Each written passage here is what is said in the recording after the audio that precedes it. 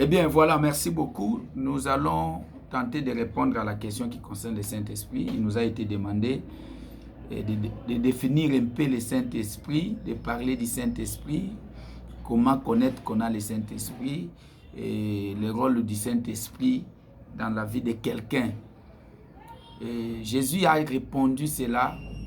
Il a répondu, il a dit, d'abord, il disait toujours qu'il est avantageux qu'il s'en aille, parce que s'il n'allait pas, s'il ne partait pas, le Saint-Esprit ne pouvait pas venir. Et cela se trouve dans les livres de Jean, l'Évangile selon Jean, chapitre 16, au verset, nous pouvons lire cela. Il a dit ceci. Il dit, je prends le verset 7. Cependant, je vous dis la vérité, il est avantageux que je m'en aille. Car si je ne m'en vais pas, le consolateur ne viendra pas vers vous. Mais si je m'en vais, je vous l'enverrai. Donc nous définissons d'abord le Saint-Esprit comme le consolateur. Celui qui a le Saint-Esprit, il est consolé. Donc, Jésus a dit, je ne vous laisserai pas orphelins. Je vous enverrai, je demanderai au Père afin qu'il vous envoie le consolateur, un autre consolateur. C'est le consolateur là, c'est lui qui vous dira toutes choses. Et il vous dira tout ce qui vient de moi. Il ne dira pas des choses qui lui concernent lui-même. Donc, nous disons que le Saint-Esprit, c'est un consolateur. Et le verset 8, il ajoute en disant ceci, au verset 8, il dit, « Et quand il sera venu, il convaincra le monde. » Le Saint-Esprit a comme rôle de conviction. C'est-à-dire, le Saint-Esprit convainc le monde. Maintenant, il convainc le monde dans quel sens? Et comment le Saint-Esprit convainc le monde? Parce qu'il a comme rôle de convaincre. Il y a des gens qui ne sont pas convaincus. Tu entends quelqu'un qui te dit, moi je ne suis pas convaincu de telle chose. Je ne suis pas convaincu de tel verset. Je ne suis pas convaincu de telle chose. C'est-à-dire, la grande personne, parce que le Saint-Esprit c'est une personne qui convainc quelqu'un. C'est-à-dire, il est capable de convaincre quelqu'un dans 3 dimensions. 1. Jésus dit, il convaincra le monde en ce qui concerne le péché. C'est-à-dire, avant que le Saint-Esprit ne vienne sur la terre, il était difficile de convaincre quelqu'un sur le péché. Donc, le péché avait toujours le dessus sur la personne. C'est le Saint-Esprit qui est venu nous convaincre et nous empêcher de pécher. Parce que quand il y a le Saint-Esprit, c'est le Saint-Esprit qui te montre. Il est comme dans le corps humain la conscience de quelqu'un. Parce que la conscience démontre à quelqu'un le mal et le bien. C'est de la même manière aussi le Saint-Esprit. Le Saint-Esprit convainc la personne en ce qui concerne le péché. C'est lui qui a le Saint-Esprit. Quand il pêche, le Saint-Esprit va lui dire que ce que tu viens de faire, c'est un péché. Si à chaque fois que tu pêches, tu ne sens rien, tu n'es pas dérangé, tu n'es pas mal à l'aise, c'est-à-dire que tu n'as pas le Saint-Esprit. Mais celui qui a le Saint-Esprit, une fois qu'il tombe, une fois qu'il pêche, le Saint-Esprit va le convaincre que tu viens de pécher. Donc c'est le premier rôle du Saint-Esprit dans la personne. Donc celui qui a le Saint-Esprit, à chaque fois qu'il pêche, le Saint-Esprit va le convaincre qu'il venait de pécher. Deuxièmement, le Saint-Esprit convainc le monde en ce qui concerne la justice. Donc, le monde est injuste. L'injustice est partout. Et même lorsqu'on dit que la justice élève une nation, c'est quelle justice? Parce que nous voyons la plupart de nos justices ici, ça n'élève pas la nation. C'est-à-dire, la vraie justice qui élève la nation, c'est la justice qui vient de Dieu. Parce que c'est Dieu qui est le juste juge. Il juge sans parti pris. Il n'est pas corruptible. Le Saint-Esprit, on ne le corrompt pas. Il dit la chose selon la justice de Dieu. C'est-à-dire, ce qui est juste est juste. Il n'a pas de parti pris. Il ne fait pas exception de personne. Dieu n'est pas un Dieu injuste. C'est-à-dire, quand le Saint-Esprit est dans la personne, cette personne-là sera juste dans ses balances, juste dans son langage, juste dans le partage. Il sera juste. Si c'est un vendeur, sa balance sera une balance juste. Donc, il ne va pas tromper les gens avec des balances, des écolos, Yakokata, des histoires bizarres. Là, il n'a pas le Saint-Esprit. Celui qui a le Saint-Esprit, c'est quelqu'un qui est juste. C'est quelqu'un qui marche dans les droits chemins, comme le monde le dit. Et le Saint-Esprit a comme troisième rôle de convaincre le monde à ce qui concerne le jugement. Le jugement. Vous voyez, on ne peut pas parler de la justice si on ne parle pas du jugement. Donc, là où il y a la justice, on met la justice pourquoi? C'est pour condamner celui qui est injuste, pour condamner celui qui est fautif. C'est-à-dire, le jugement viendra pour payer à chacun selon ses œuvres, selon ce qu'il aurait fait. C'est le Saint-Esprit qui nous convainc, qui nous dit qu'il y aura le jugement dernier. C'est-à-dire, il y aura le jugement. Vous voyez, je peux brosser un tout petit peu sur ce qui concerne les événements du temps de la fin. Les gens parlent toujours de la fin du monde, la fin du monde. La fin du monde, d'abord, nous n'attendons pas la fin du monde. La fin du monde, c'est l'ensemble des événements du temps de la fin.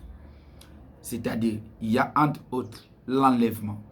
Dans l'enlèvement, il y a d'abord la première résurrection, c'est-à-dire les morts en Christ qui ressusciteront premièrement. Donc l'enlèvement, la première partie de l'enlèvement se fera par la résurrection de tous les chrétiens, tous ceux qui sont morts en Christ. C'est-à-dire la première partie de l'enlèvement va se passer par là. C'est-à-dire les morts en Christ ressusciteront premièrement.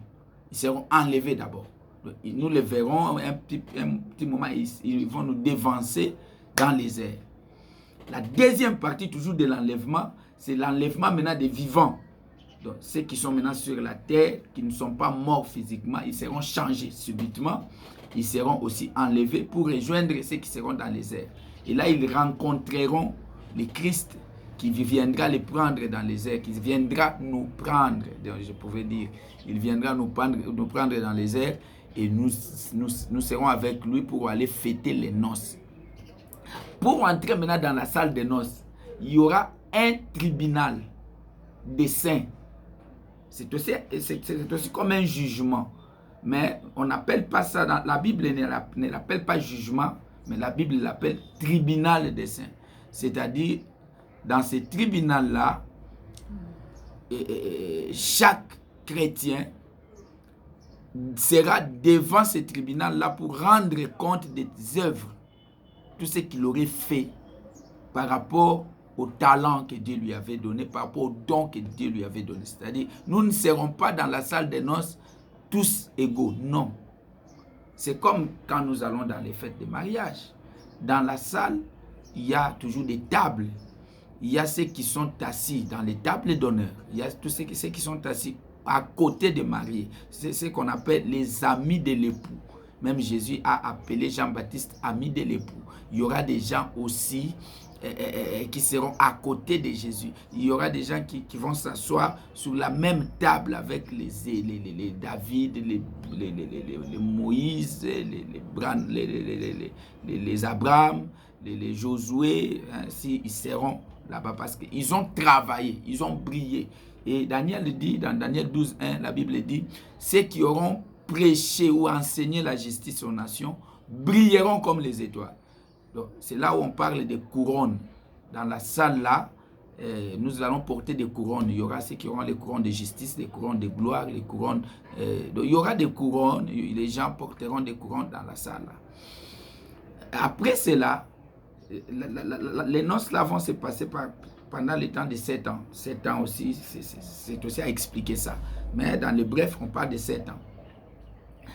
Jésus reviendra pour récupérer une autre partie des personnes, bien sûr. Parce que quand l'église sera dans la salle des noces, sur la terre, il y aura la grande tribulation.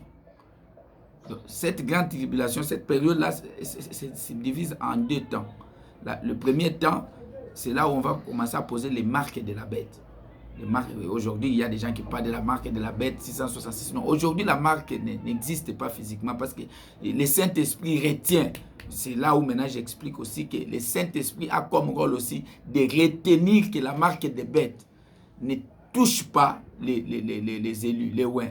Parce que la justice, le jugement, si vous avez la marque de la bête, vous n'allez pas entrer dans la salle de noces. Voilà pourquoi, pendant le temps de ces temps-là, il y aura la moitié de ces temps-là où l'Antichrist va commencer à donner la marque de la bête chez toutes les personnes. Maintenant, il y aura une catégorie de personnes qui ne vont pas accepter cette marque de la bête-là. Ils ne vont pas accepter cela. Parce qu'ils vont se dire, même si nous ne sommes pas allés dans l'enlèvement, nous allons toujours être sauvés. Et ce sont des gens qui vont être repêchés. Ils seront repêchés par leur propre sang, c'est-à-dire ils donneront leur sang. Ils accepteront de mourir. On peut les couper les bras, on peut les couper la tête. Ce sont ces gens-là que Jésus reviendra maintenant pour les prendre. Maintenant, pour les prendre, ça ne sera pas facile parce qu'il y aura combat. Il y aura combat de Gog et Magog. Hein, il y aura vraiment combat parce que l'Antichrist avec ces gens n'accepteront pas que les martyrs là soient pris. Parce que le sang des martyrs là va continuer à crier, à plaider, à quand est-ce que tu vas venger notre sang, ainsi de suite. Et après cela, Jésus reviendra maintenant établir, après la guerre de Gog et Magog, il y aura maintenant les règnes de 1000 ans. Il descendra sur la terre ici. Il viendra maintenant avec ceux qui étaient partis en enlèvement. Il prendra aussi une partie de ceux qui seront dans la grande tribulation, ceux qui étaient morts à cause de son nom. Il y aura aussi une autre partie qui sera sauvée parmi les Juifs. Cette partie-là qu'on appelle les 144 000. Il y aura 3 parties de personnes qui vont encore se réunir pour régner avec Jésus pendant 1000 ans sur la terre. Et c'est pendant ce temps-là, vers la fin de ce millénium, qu'il y aura maintenant le jugement dernier. C'est pendant le jugement dernier maintenant que l'enfer va s'ouvrir. Et la Bible dit qu'il y aura le nouveau ciel et la nouvelle terre. C'est là où maintenant cette terre va être consumée par le feu. Les pécheurs entreront maintenant dans les temps, dans l'enfer, dans la géhenne du feu. Et les élus, l'épouse, l'ami de l'épouse, c'est-à-dire les Juifs, les 144 000, tous entreront maintenant dans la félicité céleste. C'est pourquoi il est important d'avoir le Saint-Esprit, parce que le Saint-Esprit, c'est aussi le sceau de la rédemption. Donc celui qui n'a pas le Saint-Esprit, il ne peut pas aller au ciel. Le Saint-Esprit, c'est Dieu dans l'homme.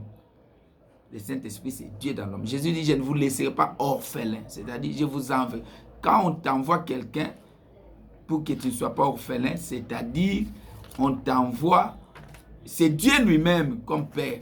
Parce qu'on ne peut pas parler de l'orphelinat s'il n'y a pas d'essai du Père.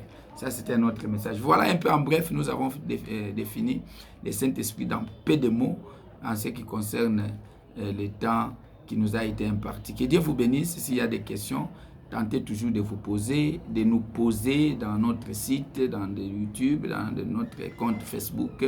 Ceux qui nous suivent dans l'Instagram, vous pouvez aussi nous poser la question. Alors, on pose la question, quand est-ce que nous pouvons lire la question, quand est-ce qu'on connaît qu'on a le Saint-Esprit? Quand est-ce qu'on connaît si on a le Saint-Esprit? C'est un baptême. Il faut qu'on soit baptisé du Saint-Esprit. On connaît qu'on a le Saint-Esprit par deux choses. Par les fruits et par les quoi? Il y a les fruits du Saint-Esprit. Il y a aussi les dons du Saint-Esprit. Donc, les dons, c'est Dieu qui les donne à quelqu'un pour exercer, pour démontrer qu'il est dans l'homme. Il y a les 12 dons de base, il y a aussi les dons auxiliaires. 9 dons de base et les dons auxiliaires. Il y a 9 dons de base, s'il vous plaît, et les dons auxiliaires, dont les parler en langue, les guérisons miracles, et imposer interprétation des langues, dons de foi. Il y a plusieurs dons. 9 dons, ainsi que les dons auxiliaires comme les dons de secours, les dons de gouverner, tout ça. Ça, c'est pour les dons. Tu sauras que tu as le Saint-Esprit si tu vois la manifestation de ces dons-là en toi. Deuxièmement, il y a les fruits. tu ne peux pas dire que tu as le Saint-Esprit, parce que le Saint-Esprit a comme rôle de convaincre quelqu'un en ce qui concerne les péchés. Or, les fruits du Saint-Esprit, ce sont les caractères. Ce sont les caractères. Donc, le Saint-Esprit donne à quelqu'un les caractères.